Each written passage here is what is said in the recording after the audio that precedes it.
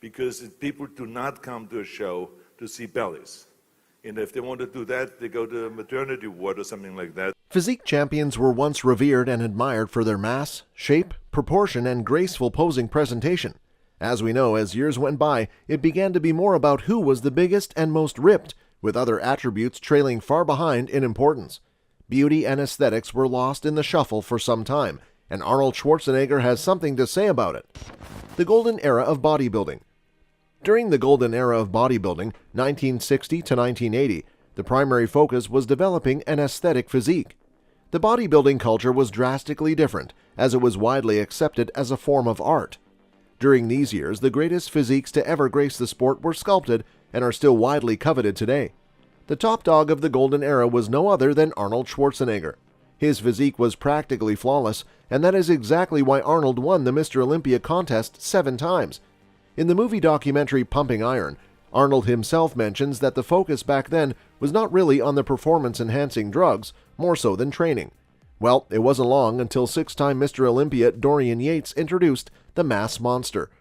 The late 20th century was a pivoting point for the sport of bodybuilding as these massive, bulky physiques started showing up more and more. Bodybuilders started having different goals, always wanting more and more. The sport became a matter of who will be the biggest, which of course required massive quantities of steroids. Although steroids were used in that time too, the types of steroids have changed drastically. Despite knowledge supposedly evolving in regard to nutrition, supplements, and workouts, many people don't want to look like modern-day bodybuilders. In comparison, they are significantly bigger than those of the golden era, whilst looking more bloated and unhealthy than their predecessors. The reason for this is thought to be different steroids and different dosages used. Back then, steroids such as Dianabol, Deca, and Durabolin were popular. These compounds would produce huge muscle gains without excessive androgenic effects. Thus, bodybuilders could remain looking relatively natural with smooth muscles whilst also keeping their hair intact. Today, compounds such as Trenbolone, Anadrol, and HGH are more commonly used in combination with older steroids. Increasing androgenic steroids like Tren accelerate hair loss on the scalp, hence why bodybuilders today are often bald. Modern bodybuilders' traps and deltoids also blow up more today, creating a more freakish look. Back in the golden era, bodybuilders would train more instinctively. For example, some bodybuilders' workouts would last for several hours. Today, this would be classed as overtraining and is largely avoided, however they proved it worked. This was a method used by Arnold to help bring up lagging body parts, such as his calves. Tom Platz was also known to squat for up to 4 hours, consequently developing the greatest legs in bodybuilding. Arnold's opinion on bubble guts.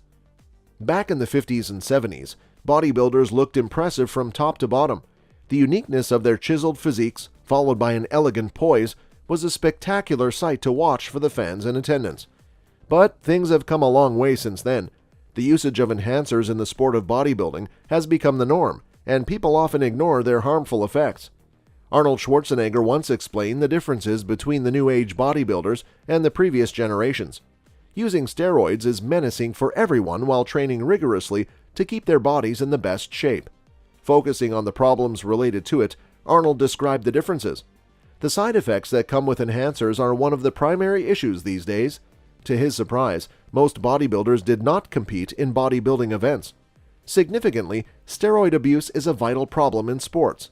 More and more people want to get in shape and become incredible to the naked eye.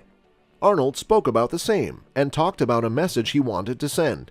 Needless to say, when Arnold talks, and especially when he talks about bodybuilding, people listen. A few years ago, Arnold challenged judges to stop rewarding ugly bodies and return to seeking out the most perfect physiques. Arnold felt just as strongly that skilled posing presentation has become a lost art. The side effects that come from using steroids are dangerous, as it causes life-changing problems. The complications of a bubble gut is prevalent among most bodybuilders, as it gives an awkward image while the bodybuilders pose on stage. But what I want to do is I want to keep the traditional kind of a physique alive. The big bodybuilders that are just monsters and weigh 300 pounds disappear, I think, as we get into certain kind of supplements and certain kind of things that people are taking, or extending the belly where you don't have that much control over the belly. I think that, for every attack, there's a defense. And I think that you have to just spend hours and hours to practice the vacuum so you keep the stomach in. But I mean, it's when you come to a bodybuilding show, you got to see guys that are able to do a vacuum and that keep that stomach in. What about bubble gut? When one looks at the bodybuilding pictures of the mid-90s, most people witness bodybuilders having a V-shaped structure. However, things have changed. Right now, the appearance of a bubble gut seems unmistakable to most bodybuilders. Bloated midsections are common these days, and using insulin and human growth hormones with a high-calorie diet is the reason this happens. Although it is not about steroids, there is a reason most bodybuilders have bloated bellies while taking part in competitions.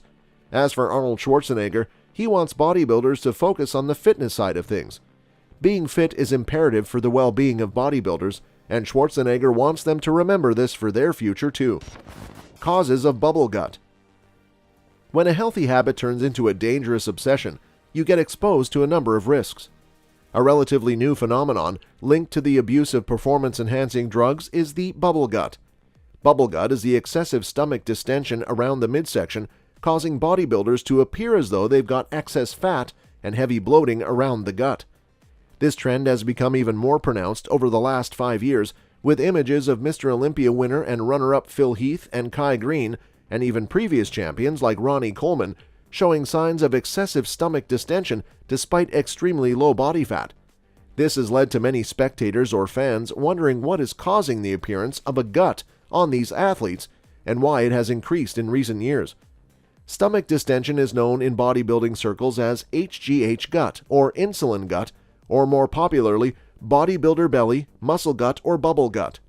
As the above name suggests, the stomach distension seen in these bodybuilders is believed to be caused by insulin and human growth hormone abuse.